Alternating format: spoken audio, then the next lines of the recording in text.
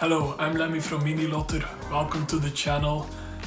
Today, first battle report in the history of the channel actually. I'm very happy to show you my first battle report and the first time I played with the current up-to-date rule set for the game.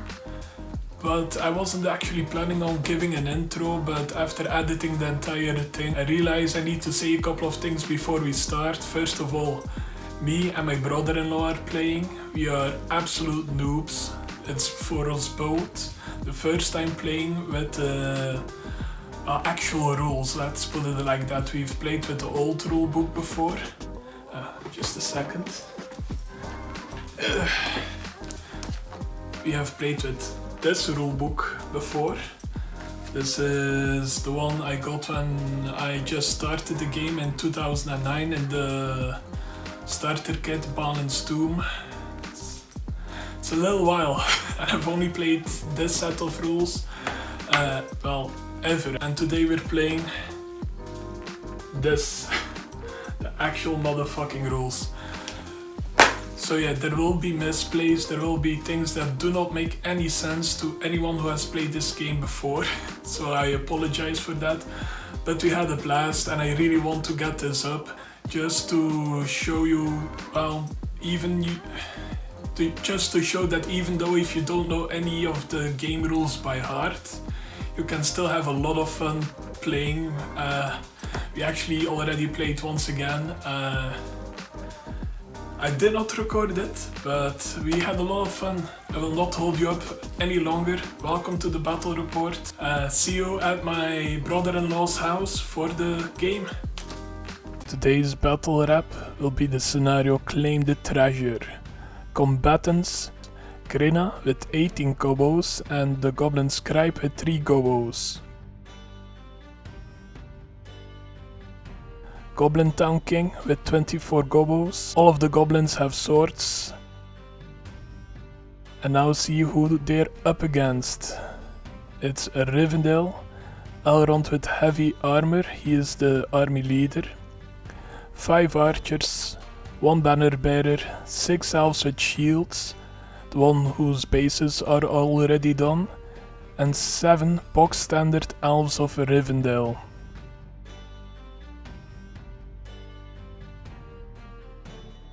As we look at the slightly skinny battlefield, it's 14 centimeters short in the width.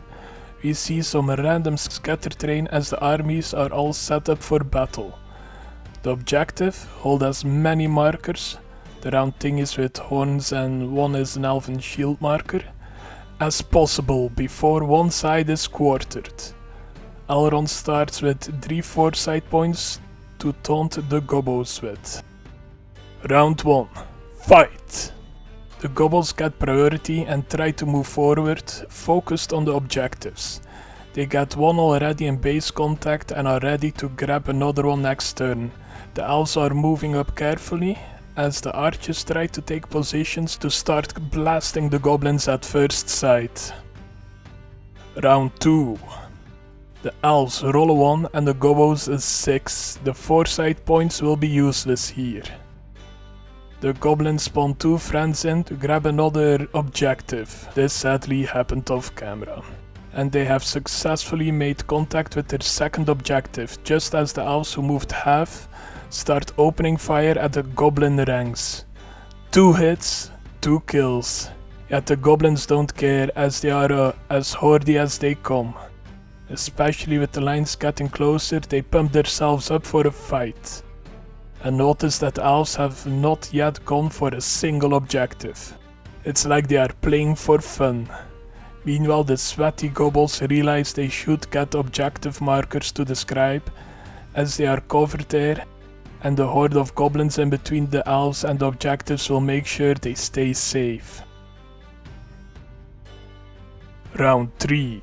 The elves finally throw better than the goblins, just as the lines will start to meet, a great advantage for those sneaky elves. But the goblins are moving their objectives to the scribe, hoping it will be safe there.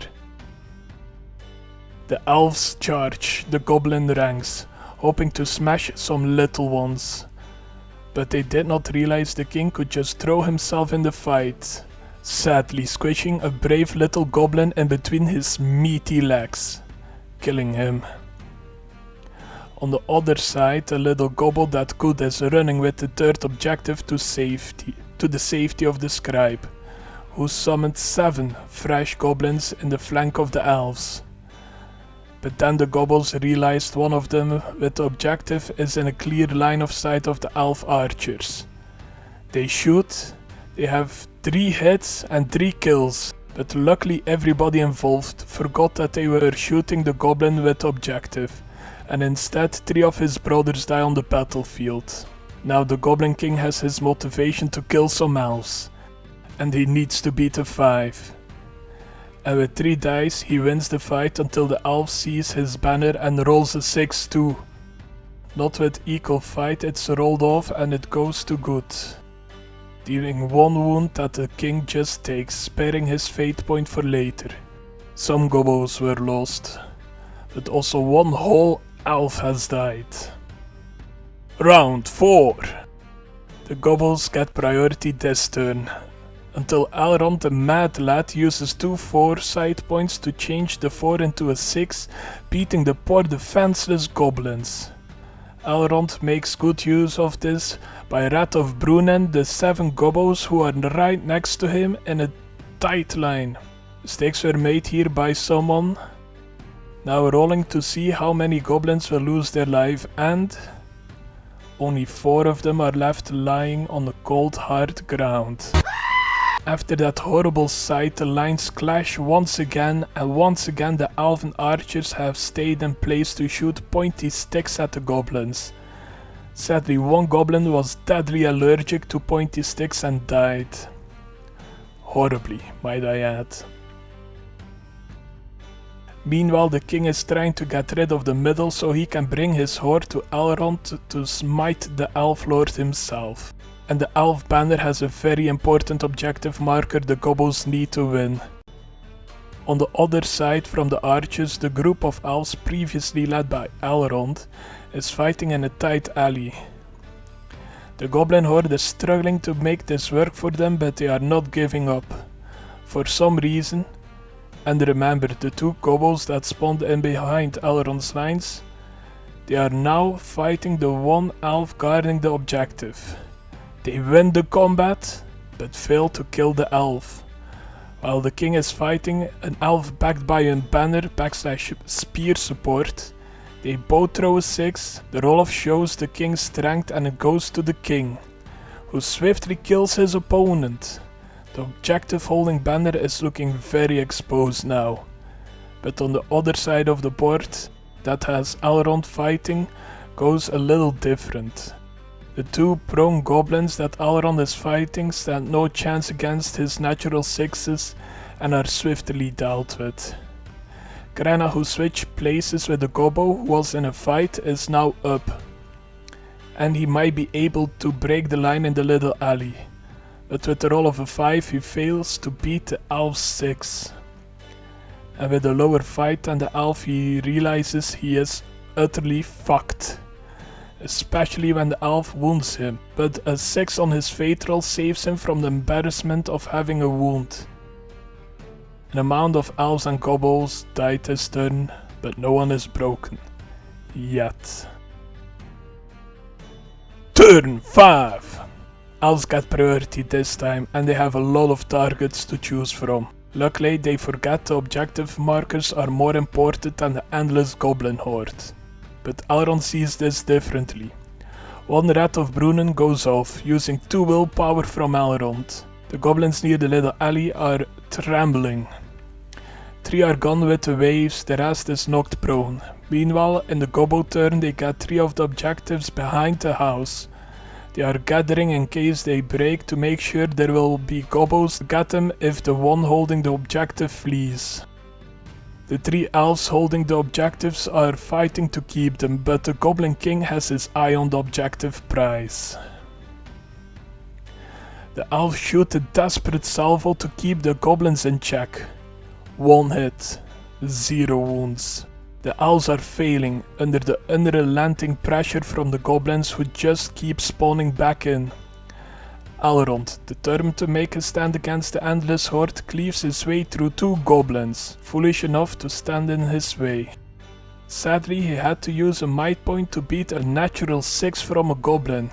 Even Lord of the West is failing him now. At this point, the goblins need 4 more kills to break the elves after the goblins killed a banner who was unable to pass the banner or the objective. Turn 6. The goblins have priority, and Elrond stood useless as his 1 foresight point he has left was not enough to make a difference in the outcome. More goblin reinforcements have come towards the goblin scribe and the gathered objectives. They are preparing for the endgame, while 3 brave elves stand their ground against the goblin king and his horde. The king wanting to destroy the center before going after Elrond. On the one flank the archers are being attacked, finally. On the other side of the board the one elf trying to run from the goblins has been caught in a battle. He is holding another objective that needs to be secured. The little alley stays a true clusterfuck of battle with Elrond in the mix. No shooting phase this turn since the elves are under attack. Speaking of, the king uses 1 might to win the fight against an elf. He feels the need to go and fight Elrond, to get him off his way, weaker underlings. But the center must be secured first, or the king might find himself trapped before he gets there. In the alley, the goblins won most of the fights but failed to kill a single elf, while the elves won 2 fights and killed as many good goblins. While Elrond kills an additional 2 goblins. They are very close to breaking now with 22 killed, while there are only 6 dead elves. Turn 7! Once again the goblins throw way higher than the elves, making Elrond's foresight points very useless once again. The goblins moved into a love circle behind the house with the objectives. The alley is more goblins than elves at this point. The king has surrounded the remaining 2 elves in the center, and the elven archers are fighting off the 2 reinforcements from the scribe. But some of them are still able to shoot, killing the last goblin needed to break them. For some reason the courage checks start immediately and the goblins not in fight are running for the hills. 7 total are now no longer in the battle, only 5 dead goblins away from the end of this game. This is getting tight for the elves, especially when the 2 goblins chasing the elf with the objective marker finally managed to kill him. Making 5 objectives property of the goblins. In the center the king and his men are putting elves to their deathbed. Or elf. Still 1 more elf is standing after the fights. But the king is done being nice. Sadly he has to wait another turn to finish this, if the game does not end by then. Elrond and 1 support is fighting 5 goblins and Grina at the Alley of Death. Elrond finally pulls through with a 6 in the roll-off, killing Grina, who had no more fate, and another goblin brother. The archers kill another goblin as well, meaning only 2 of them need to die for the game to end. Thankfully the elves are finally broken too. Turn 8! The elves roll a 2 and the goblins a natural 6, another important priority one for the goblins, since they don't want the elves moving to each other to form one big front again. Sadly, the love circle around the scribe failed, leaving 1 objective open for the taking. On the other hand, the 1 elf in the center is pooping his shiny armor with the horde of goblins trapping him, while the archers elves are pretty much unbothered by the 1 goblin trying to make a difference, the little goblin that could. The alley has been wiped almost clean by the elves who are rallying around Elrond. Yet 1 elf lost his nerve and ran all the way back to Imladris. All the elf archers line up 1 goblin and all of them miss. This goblin has now legally changed his name to Chat McChatface. Once again the Goblin King kills an elf, making the center free of nasty elfses. Sadly Elrond does the reverse in the killing alley, killing the remaining goblins together with a couple of his brave men, meaning the game is over. Less than 25% of the goblins who started are now standing, but they are standing with the objectives. One of them was dropped and useless. 1,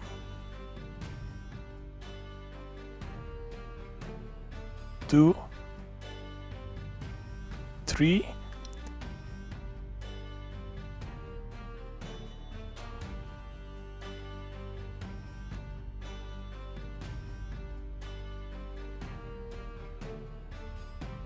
and even 4 are still being held by some beautiful goblins, while only 1 is being cradled by an elf archer who definitely has some PTSD after the carnage of this battle. In summary, even though on paper the elves are way more powerful, the goblin horde is not to be messed with. Did they die in great numbers?